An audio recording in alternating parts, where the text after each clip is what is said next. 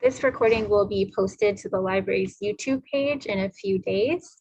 And now I'm happy to turn over the mic to our colleagues from ACLU Western Mass and Decarcerate Western Mass. Thank you so much, Heather.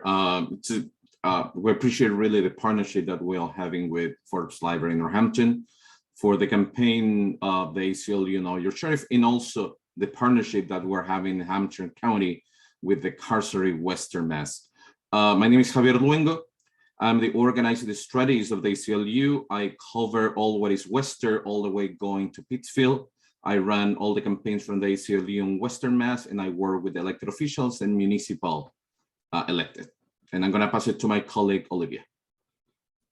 Thanks, Javier. My name is Olivia Santoro, and I am the community outreach strategist for the ACLU, mostly based in the Boston metro area, but always enjoy the opportunity to partner with Javier out here in Western Massachusetts. And I'm going to pass it over to our friends at Decarcerate Western Mass. And I'll pass it to you, Laura, to kick us off. Hi, everyone. I'm Laura Chelkovsky. Thank you so much for coming to this event. I'm with Decarcerate Western Mass. We are an organization that was founded in 2020 to raise awareness about the human and financial costs of mass incarceration. And we're really excited to be here and talk about sheriffs and the sheriff's election. So I'm going to pass it to Kat. Hey everybody, I'm Kat Freeman. I'm also with Decarcerate Western Mass, and I work specifically with the bail fund with Decarcerate. Awesome. So just to get us started, just a quick overview of the Know Your Sheriff campaign. This is a new voter education campaign that the ACLU of Massachusetts launched earlier this year in 2022 to educate voters about the role and the power that sheriffs play in our communities. It's a little known elected official, and we'll sort of talk a little bit more about that. And hopefully you'll leave this presentation feeling more informed when you head to the polls in September. So for tonight, I'm going to start us off in a moment with just a few questions for all of you to just see what you already know about sheriffs. And then we're going to zoom out a little bit to talk about some statewide poll results that we launched earlier this year. Then I'll review again the Know Your Sheriff campaign goals. We'll go over what the role of a sheriff is. We'll talk a little bit more about the jails. What does that look like by the numbers? How do people end up there? And then we'll talk specifically about sheriff's elections and ways that you can get involved in the campaign. All right, so to kick us off with our first question, and if folks wouldn't mind just throwing your best guess into the chat box here, I'll give everyone a few moments to do that. Our first question for all of you is how many incumbents, and this is a statewide question, how many incumbents statewide lost their seat in 2016? That was the last sheriff's election. Give everyone a few minutes to think about that.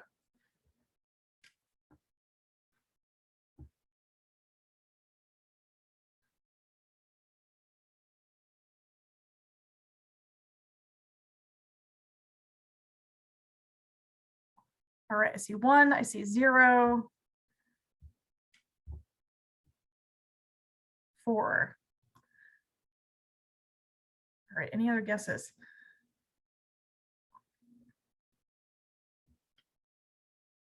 All right, so the correct answer is 0. So Skylar, the correct answer goes to you. And we like to highlight this because, you know, there are 14 counties and sheriffs are a county-based position. So we've got 14 sheriffs. And so we just want to highlight that incumbents are typically staying in power, and sometimes that might be a result of a lack of a contested election. And so just a sort of a good stat to know that in the last sheriff election, no incumbent lost their seat. All right, this next question is, who do sheriffs report to? And again, I'll give everybody a couple minutes to answer that.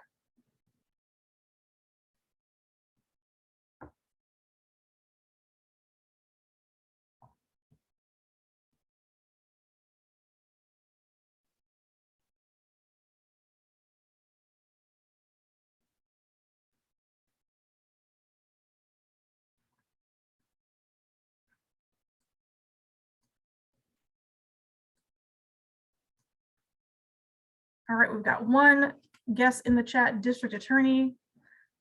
Joy says, I want the answer to be the DA, but I worry that it's nobody.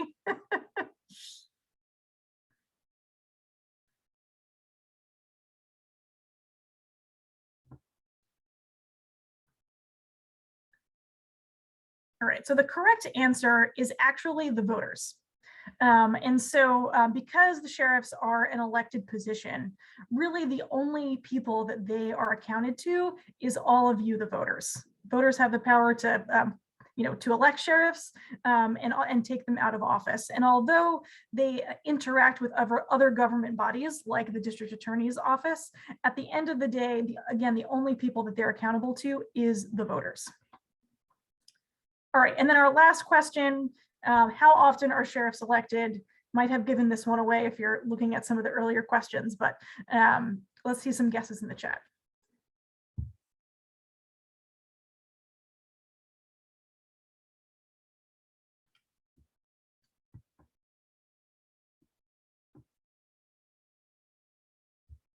All right, we've got 2 years, 6 years,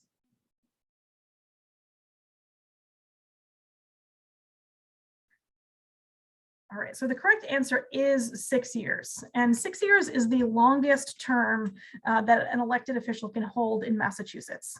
And so these elections don't come around very often. And so it makes it even more important that we're paying attention to the issues and we're informed when we head to the polls this fall.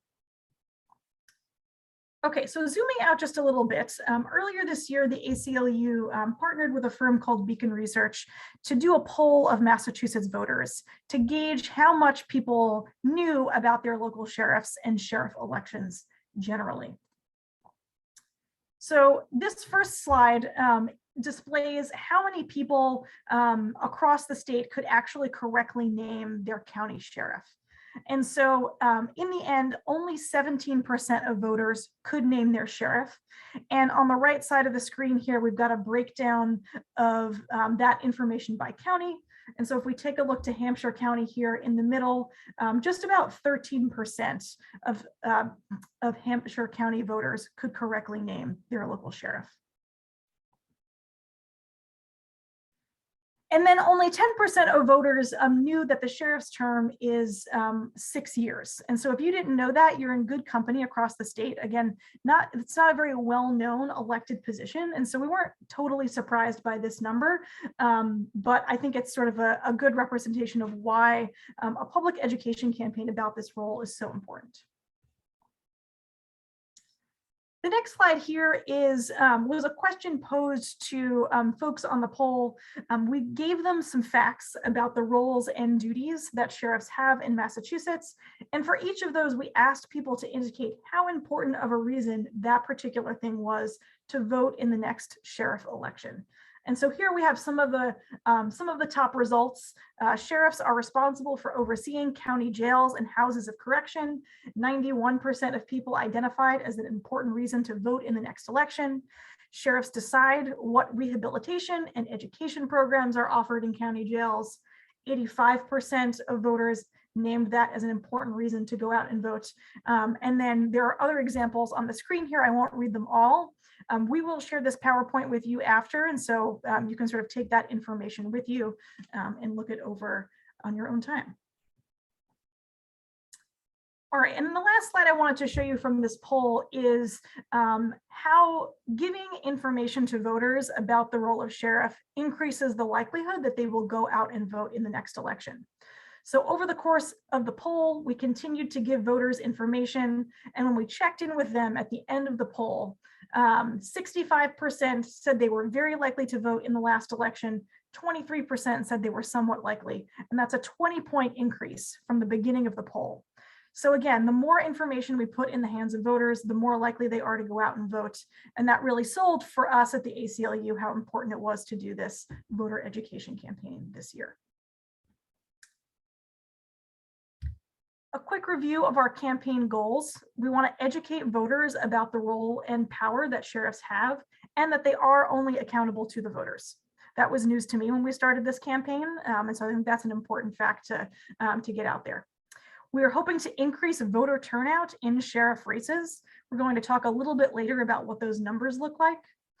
We want people to engage in conversations about the criminal legal system, and we want to build towards accountability.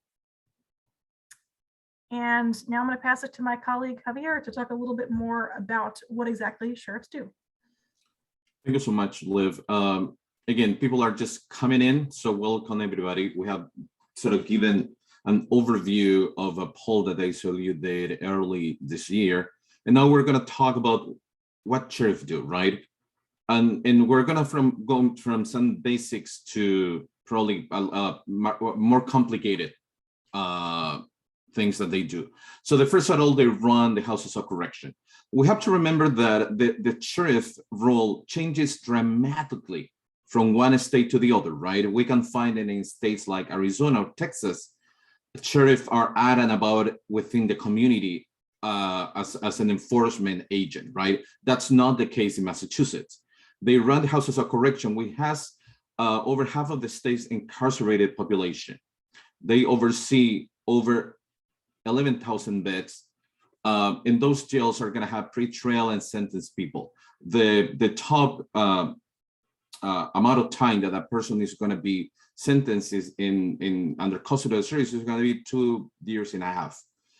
They also have potentially the ability to have immigrant detainees being having a section for immigrant detainees.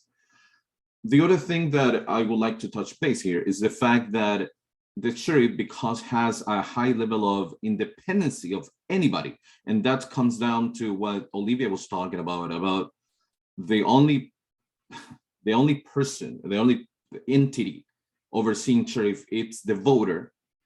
The sheriff can unilaterally sign contracts with the federal government. Those are called the IGSA, Intergovernmental Service Agreement. And the other, it's a contract that deputizes the people working for the sheriff to engage in federal enforcement agents, as federal enforcement agents to apply immigration, right? Basically, as a sort of immigration police. The sheriff also supervises every single person working for the sheriff, including the programs that they may offer or not. They control the budget. They literally control the budget. They decide the budget, and they present it to the legislature to get approved. And they transport prisoners and people in custody, back and forth from court and back and forth from the immigration court. I wanna talk, really deep into two different things, right? The 287G agreements that is over there, but also I want to talk a little bit about the Intergovernmental Service Agreement, right? We have one remainder Intergovernmental Service Agreement in a county jail where undocumented folks are being detained in Massachusetts. We used to have plenty. Anybody can mention county jail in Western Mass that until last year has had a nice section when they were pretty much caging immigrant detainees. Anybody can tell me? You can write it in the chat. I'm gonna get interactive like Liv. Somebody's guessing Hamlin County. Any other guess?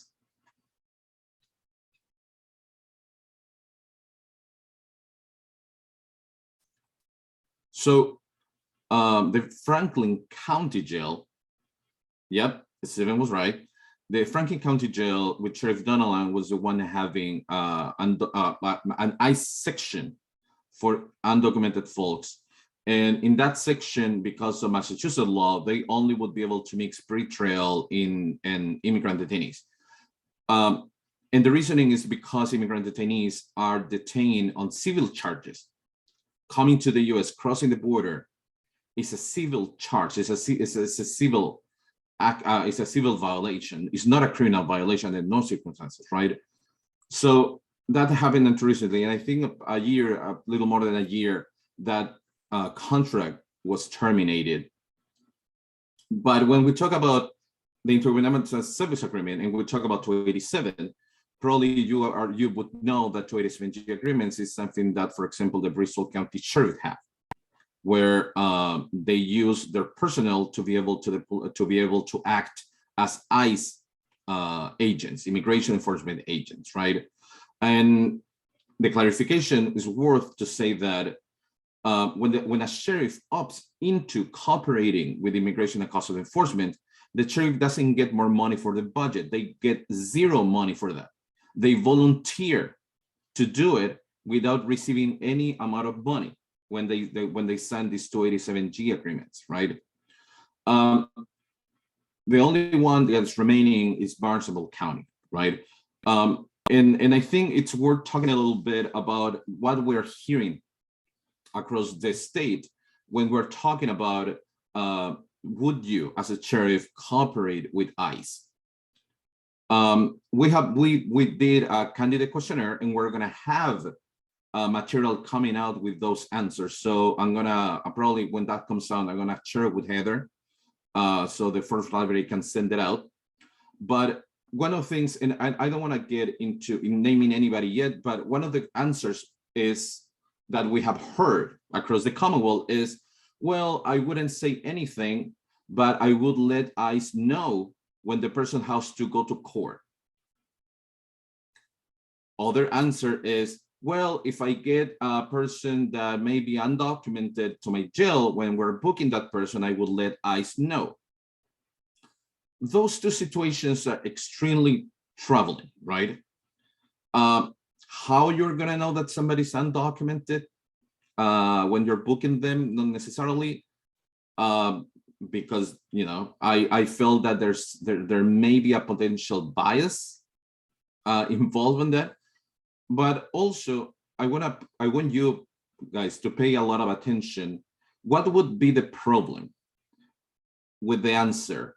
Yeah, I would let ICE know, but only when the detainee has to go to court. What would be the problem with that? And short answers are absolutely fine. And I'm asking this because we live in a country that praises themselves about due process. So that's sort of a clue where I'm going with this, right? You'll see a lot of movement in this chat, but I'm gonna go ahead and say that for any reason that an undocumented folk may be detained, could be for, if somebody is not wearing a seatbelt, or somebody crosses a red light, or one of the lights is not working, and that person doesn't have a way to show identity, the officer who is stopping that person has to take it in custody. Many times that people end in custody because of minor traffic infractions, right? And if as a weekend, they get booked into the county jail. So what happened with that? If the person gets to court and that person goes and have to go back to court, and the first time that person goes to court, the sheriff department has let ICE know that that person is in court. And ICE is going to be waiting for that person outside the court. So if the undocumented person has to go back to court, but is ambushed by ICE with information that the sheriff has given, this person is going to default their case in court, whatever that case it is, right? So when we're finding that sheriff are saying that, yeah, I would not let ICE know when a person is booked, but I would let them know when that person has to go to court, that person, if ICE gets in the middle, is not going to be able to have their day in court, is not going to be able to have due process. And that's something that, this country talks a lot about it, and due process is for everybody, independently if you're a citizen or not. We talk about the budget. The budget that the sheriff prepare in each county goes immediately to the legislature for approval. And we're talking about millions and millions of dollars, right? The Hampden Sheriff Department, the 2021 budget was $90,730,000, right? When we're talking about Hampshire, we're talking about 15 million, closer to 16 million. So again, The sheriff is not accountable to anybody but the voters. The sheriff decides unilaterally their budget and the services that they offer or not. And the only thing that they have to do is to go to the legislature to get that budget approved. When we're talking about an educational campaign in relationship to what the sheriff are doing and will keep doing, means that we are expecting to be able to go to the communities, to present factual information, to partner with organizations and libraries. So when people go and they have to vote, they vote their conscience. They vote knowing what's happening with that specific elected position. I'm gonna pass it now to our friends from Decarcerate. Thank you, Javi, and thank you, Liv.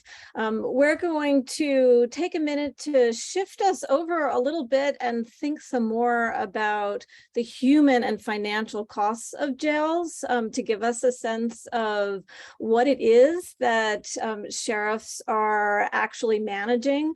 And so we wanted to offer this question: how many people are jailed each year? And I'm sure a lot of people out there have heard that, 2 million number around the number of people who are locked up in the US. So I'm wondering, maybe we can kind of put some answers in the chat. How many people are jailed each year in the US? This is the US. How many people are jailed in the US? Okay, we have 6.3. C, 4.9.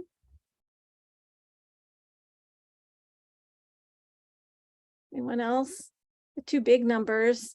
The answer is actually 4.9, which again is a staggering number, a staggering number of people. And it's worth thinking about why the number is so high. And that is because actually more than 1 in 4 people are jailed multiple times. So on the next slide, you can really kind of get a visual into how we get to this kind of enormous number. Sometimes we call this jail churn. This is another way of describing kind of that entanglement in the system. Once one gets entangled in the system, it becomes much more likely that they will return. They will not have, they will get out and come back, and so forth. And so we're talking about an enormous number of people. And yeah, this is 4.9 million pre-trial and sentenced. And that's actually a really good point, Stephen, or T. Stephen Jones, because we're going to talk about actually who is in jail. Are these all sentenced people? But I think I'm kind of getting ahead of myself. So I'm going to pass it on to Kat to talk some more about the numbers. Yeah, so what we're looking at right now, this bar graph is showing us different rates of incarceration in different countries. And as we can see, the US is by far the top here. And what's important to note is this is the US, this is jails only. So it's not even including folks who are locked up in state or federal prisons. And we have an incarceration rate, and this is per 10,000 people or 100,000 people. So it's much higher than United Kingdom, than France, than many other countries. Like they're sort of similar to us economically. Let me look at the next slide, please, Liv. Yeah, so this slide we're seeing here a little bit more of that breakdown, who's in the local jails, who's in the state prisons. And we're seeing that overall we have 22,000 Massachusetts residents who are locked up across the state in these different facilities. And that number is more than the entire population of Greenfield. So when we think about like how many people this is, we're talking about more than a small city that we know of are locked up at one time.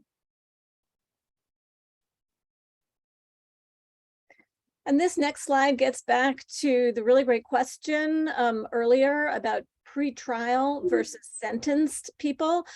True or false, most people in jail have been found guilty of a crime. False.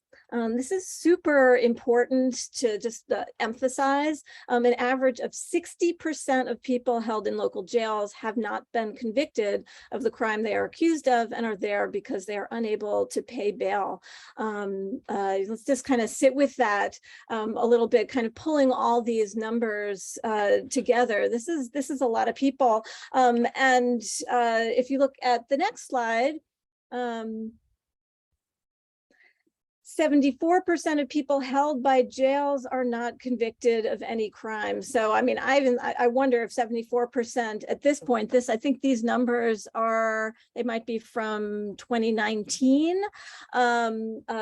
This is the point here is that a really large proportion of the people who are held in jails have not been convicted, so pre-sentence, pre-trial, which is really important for our purposes, certainly for Decarcerate, because we're interested in focusing on bail. But you can see that this is that jails are actually holding a large proportion of people who have not been convicted.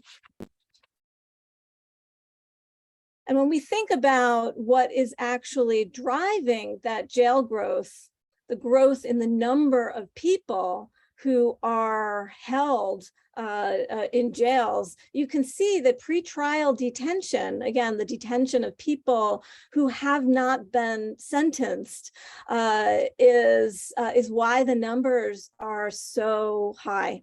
This graph is really striking. The number of people who are serving jail sentences are way lower than the people who are in pretrial detention.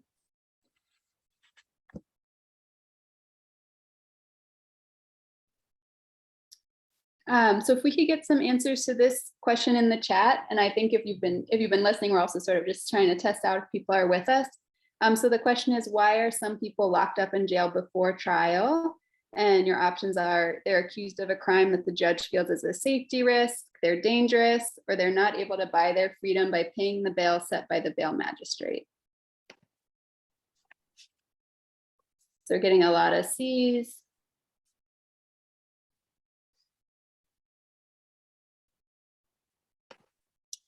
Yeah, and C is correct.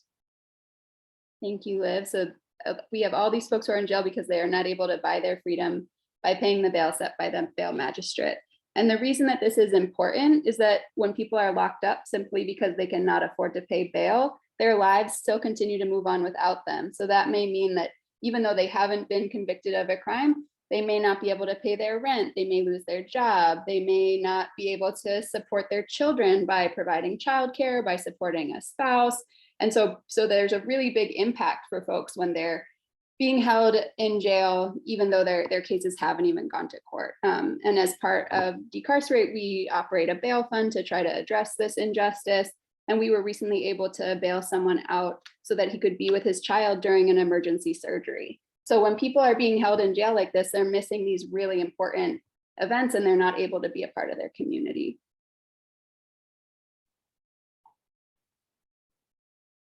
And I'm going to just read this slide because it's a little bit small and it's really important. So most arrested people who are in jail before trial are there because of money bail. And we know that raising $400 for an emergency would be hard for nearly half of all Americans. Yet across the United States, a person's ability to pay determines who stays in jail before trial and who returns home. So those folks who don't have that kind of $400, and a lot of people are being held on bails of $500, sometimes as low as $50, and they're still in jail because they're not able to pay even that small amount. Many detained people are accused of low-level nonviolent offenses. 3 out of 4 criminal cases in state trial courts are for misdemeanors that, if proved, would result in fines and or less than a year in jail. And often these bond schedules are they set arbitrary bail amounts that are unaffordable to many. So in one California study, local bond schedule amounts for public intoxication ranged from $75 to $10,000, which is a huge range. So there's really not a lot of ability to monitor those amounts for folks. And it's not really related to how much people can pay, even though it is supposed to be. There are still many amounts that people are not able to pay. And I'm going to pass it back to you guys at the ACLU. Thank you, Kat. This is really important, right? I mean, there's certainly a connection between the work of the sheriff and also the work of the DA, right? In the case when we're talking about bail and we're in the use of the wide use of bail as a punitive measure rather than what really supposed to do, which is just secure that the person is going to go back to follow up the process, right? When we talk about sheriff, they're in charge of several things, right? Physical conditions, medical treatment, including access to vaccines, and this is extremely important. Medical assisted treatment and addiction treatment, any kind of program that they offer, including ESL programs, reentry, access to visitors and attorneys, phone access and cost, which is something extremely important too, access to voting and immigration detention conditions. We're gonna sort of touch base a tiny bit with a couple of this. So during the pandemic, one of the big problems that we have in defense attorneys have is to be able to get in touch with the people that were defending, right? Also, families of people incarcerated were having trouble. The ACLU and other organizations presented a lawsuit that requested that people should be released. People with no violent crimes should be released so they wouldn't be in a place that COVID was going to be rampant. Phone access and cost. Each sheriff right now can sign a contract with independent companies for phone access, but also for video conference access, right? Many times this cost, because it's a way for the sheriff to make money, the costs are prohibitive for families. And many times at the end of the day, only a handful of people can actually keep communication with their attorneys over phone or their family. We pushed last legislative session, and we're gonna keep pushing the upcoming legislative session for a bill that is gonna establish no cost for calls and video calls. When we talk about access to voting, as you know, there is a lot of reasons why people with felons and more can lose the ability to vote, but also because we're talking about that you had pretrial people detained. The sheriff can take away the right of people to be able to vote. The sheriff can say unilaterally that no material for voting is going to go inside the jail, or no information about candidates can make it inside the jail, right?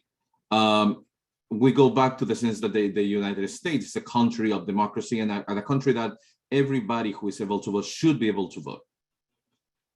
And again, immigration detention conditions. We are extremely concerned that sheriffs have opted into either housing or partnering with federal enforcement agency to target a minority such as the undocumented population. Hopefully, all what we have said so far is going to spark interest for you to be able to do more and more research in relationship to the sheriff. And I'm going to send it back to my colleague, Olivia. Thank you. And just to summarize quickly again, as Javier said earlier, sheriffs don't do community law enforcement. You won't see them out arresting people. They're not out patrolling the streets the way our local police departments do. And they also don't do county government. And we just note that because county government in Massachusetts was abolished many years ago, but there still are elected officials that operate at the county level. Sheriffs are one of those elected officials, and district attorneys as well are county-based. So let's talk a little bit about sheriff elections.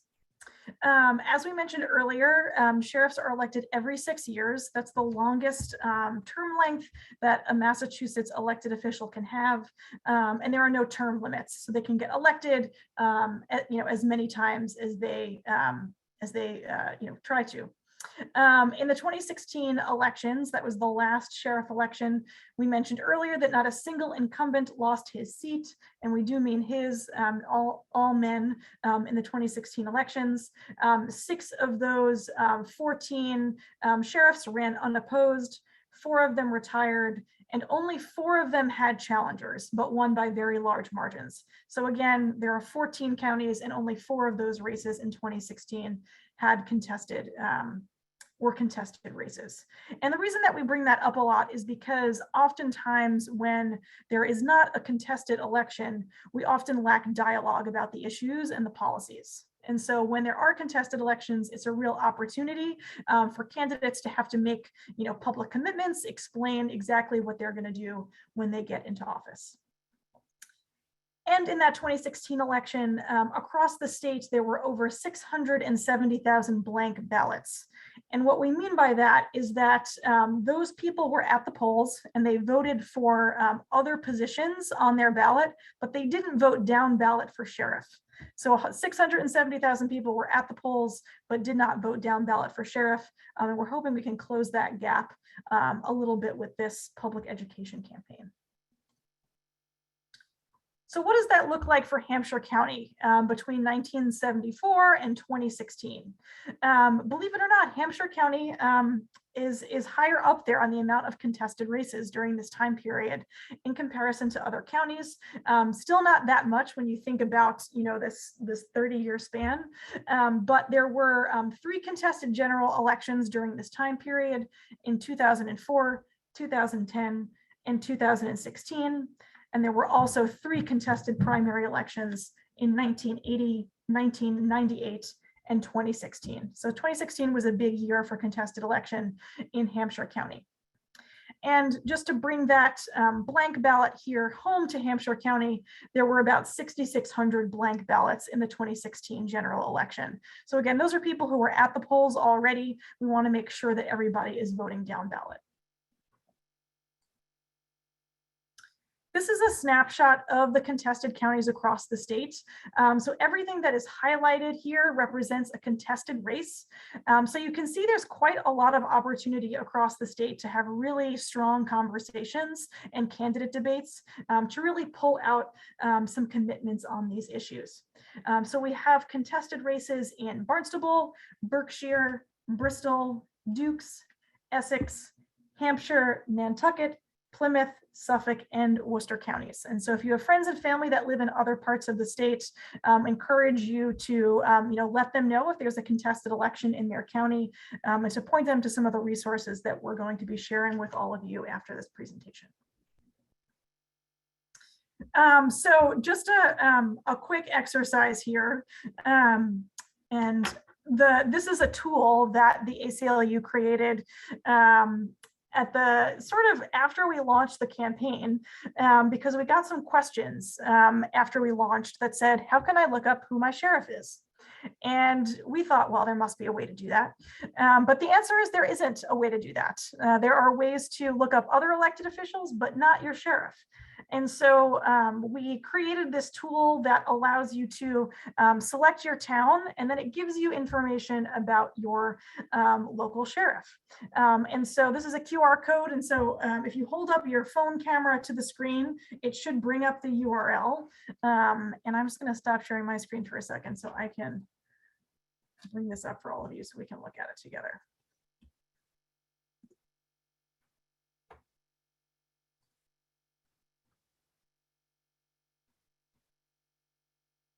And thank you, Heather, for putting that into the chat box. That is the direct link. All right, so let me share my screen here again. All right, so this is what it's going to look like. And so what town do we want to go with? Someone want to plug a town in for me in Hampshire County and we'll test it out? The obvious one is Northampton, but if someone else would like to try something else. Florence, all right. Florence is going to show up as Northampton, I guess. That's all right, let's give it a go. Oh, I see. Yeah, Florence is part of Northampton. Okay, let's do that then. All right, so you can select your town, and then it's going to give you information about your current sheriff, a little map of your county on the right side here. It will tell you the link to the Sheriff's Department website, the year that that sheriff was either elected or appointed. In some instances, sheriffs have been appointed, and their registered political party. It also lists all of the candidates that will appear on the ballot in 2022. And so you have a contested primary here in Hampshire County. There will be 3 Democrats running in the Democratic primary. And so if you're a registered Democrat or you're an independent, we encourage you to make sure that you go out and vote on September 6th, which is the primary election. All right, so I'm gonna come back here and just do an overview of all of the statewide races that are happening in 2022. There will be quite a bit on your ballot this fall. And then of course, among them, we have sheriff and also district attorney. District attorneys are elected every 4 years. Sheriffs are elected every 6 years, and this year both will appear on the ballot. So that doesn't happen all the time, but these are related positions, and so also encourage you to do some research about the district attorney elections. We've got the primary election on September 6th, the general election on November 8th, and the last day to register to vote in the September 6th primary is August 27th. And so if you're not yet registered to vote, you can do that. You can vote by mail-in ballot. The Votes Act was recently passed, which put into place universal mail-in voting. And so you can either head to the polls or you can vote by mail. And we can share some information about how to do that in a follow-up email. All right, and then lastly, before we, and yes, thank you, Steve, early voting as well is also available. We're going to take some questions here at the end, but just wanted to wrap up with a couple of ways that you can get involved. And Javier, if you don't mind just sticking this link into the chat box, if you can, our landing page. So Javier mentioned earlier that we sent out questionnaires to all of the sheriff candidates across the state, and all 3 of the candidates running in Hampshire County did in fact fill out the questionnaire. And so if you follow the link that we're going to put into the chat box, it will bring you to the landing page on our website. And if you scroll down to the bottom, you will see links to the 3 questionnaires. And so I encourage you to check that out and to read up a little more on each of the candidates so that you can make an informed opinion. Skylar, I see your question about early voting. I do know the answer to that. I just have to refresh my memory, so I will pop that into the chat before we log off here. If you're interested in getting directly involved in the campaign, we're going to be doing some text banking and phone banking in these last few weeks leading up to the election. And so if you're interested in that, you can sign up to volunteer with the campaign. I will put this link into the chat box as well. And I will pass it to Kat and Laura to just talk a little bit about how to get involved in Decarcerate.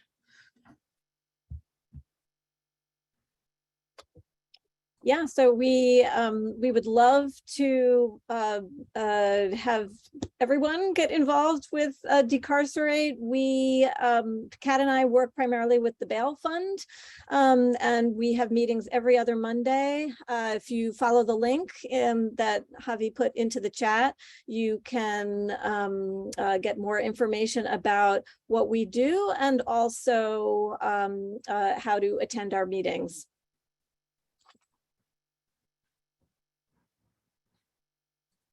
All right, I'm going to stop sharing my screen there, and we're happy to take questions. The early voting period is August 27th to September 2nd. And so I encourage you to check out your town website for information about what those locations will be for your municipality.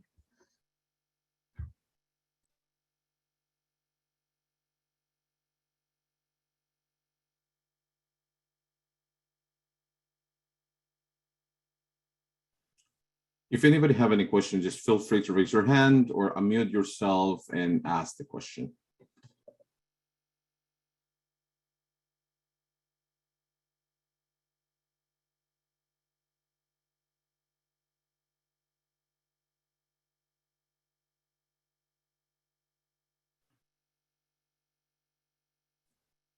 Okay.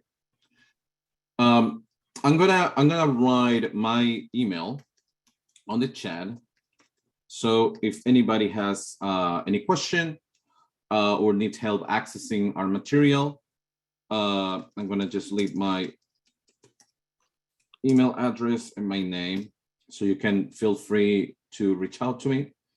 I live in Northampton. And I just want to also say that the ACLU, because we are a nonpartisan nonprofit, we do not endorse any candidate, and this is a C3 word, so this is an educational campaign, and we hope to keep engaging the community, and hopefully we're going to keep doing this. We're going to present again at the East Hampton Public Library next week, the 23rd at 6:30. And I'm going to pass it to Decarcerate.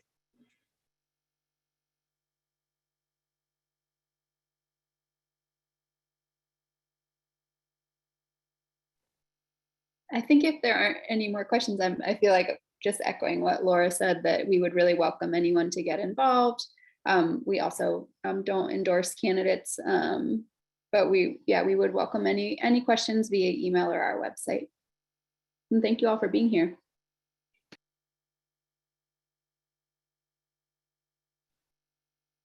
And thank you so much to Heather and Forest Library for hosting this event. Okay, well, if there aren't any questions, I'm going to go ahead and stop the recording and end the meeting. Thank you all for being here. Thank you to ACLU and Decarcerate Western Mass.